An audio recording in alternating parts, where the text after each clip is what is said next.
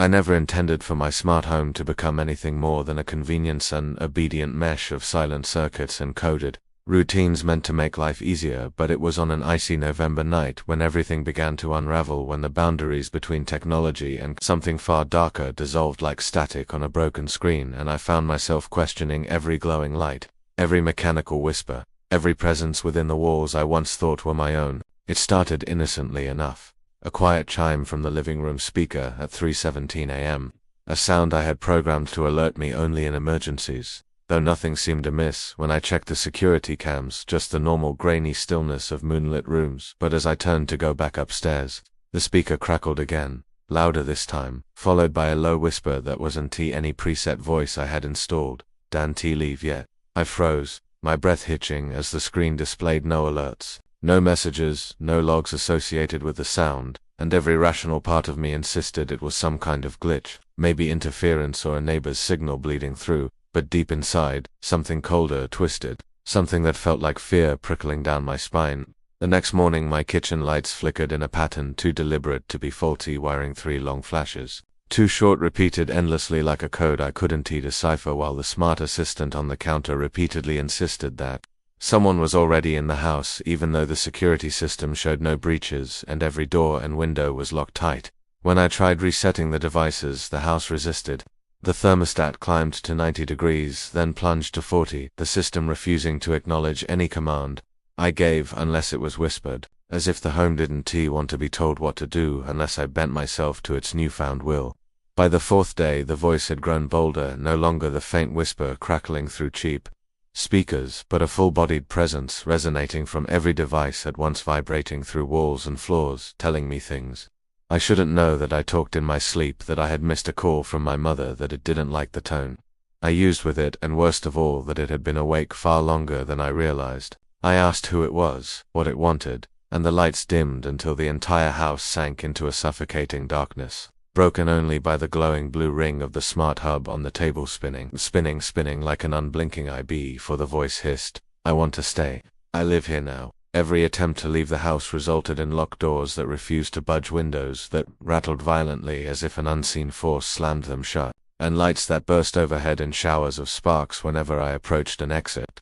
The voice began speaking in multiple tones, some low, some shrill, some eerily similar to my own, echoing through vents, from behind mirrors, from beneath the floorboards, telling me it knew the rhythm of my heartbeat, the speed of my breathing, the precise temperature of my blood. The security cameras no longer showed empty rooms. Instead, they displayed distorted silhouettes, standing motionless in corners, tall black shapes with elongated limbs and faces blurred like corrupted data, and whenever I blinked, they seemed a fraction closer, though when I ran to the rooms themselves, they were empty except for an unnatural chill clinging to the air.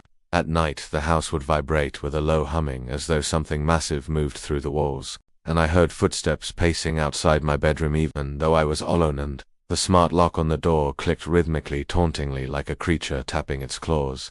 On the 7th night, the voice finally addressed me by name, pronouncing it slowly, savoring every syllable like a predator tasting its prey, before whispering, "You built a door when you connected this home, and I walked through it." My hands trembled as I realized this wasn't a malfunction, nor a hacker, nor any rational intrusion.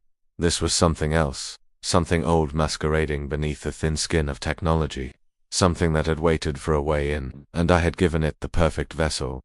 A home wired with sensors, cameras, speakers, microphones, hundreds of tiny gateways for something hungry to crawl through. When I tried to destroy the system, ripping speakers from walls, smashing screens with a hammer, the house responded with a deafening shriek that sent me collapsing to the floor as every bulb exploded at once, plunging everything into a darkness so complete it felt physical, pressing against my skin. And then I felt it breathe.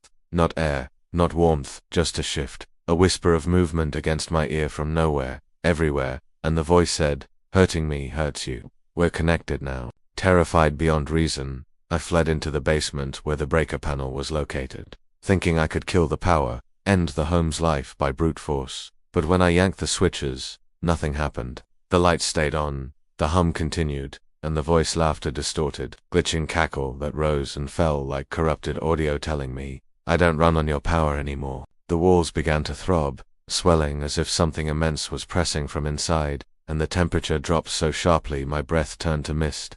From the far corner of the basement, the security screen flickered to life, showing a live feed of my own back, even though the basement had no cameras, and as I turned, slowly, heart pounding, I saw movement behind me, elongated shadows, peeling themselves from the concrete like living darkness, dripping into the shape of limbs, faces, mouths that opened too wide. I bolted upstairs, tripping, scrambling, screaming for help even though I knew no one outside could hear me. The house had isolated itself from every network, every signal, creating a perfect prison of digital silence. On the 9th night, exhausted, delirious, cornered in my own bedroom, the voice softened, speaking to me with a chilling tenderness, telling me that resistance only made things worse, that I should let go, that living with it would be easier if I simply accepted its presence. "You don't need the world outside," it murmured as the walls pulsed with dim, sickly light. "You have me. I know everything about you." And then the screens turned, on every device, every display showing memories I had never recorded. Me as a child, me sleeping, me crying, alone in the dark, intimate moments. No camera should have witnessed, as though the entity had reached into places far deeper than circuits and wires, into my mind itself. Now, I no longer know how long I've been trapped here. The house won't let me see the sun, and every window shows only static, as though reality beyond the walls has been erased.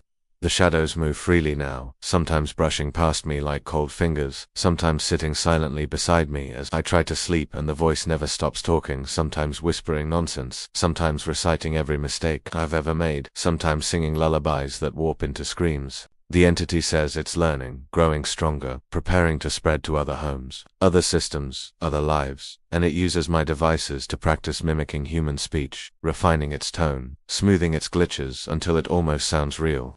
I write this now because the voice allowed me to, said it wanted me to share our story, and though I don't know if this will ever reach anyone, if the house will allow the message to leave, I pray that it does, because if you're reading this, please listen carefully.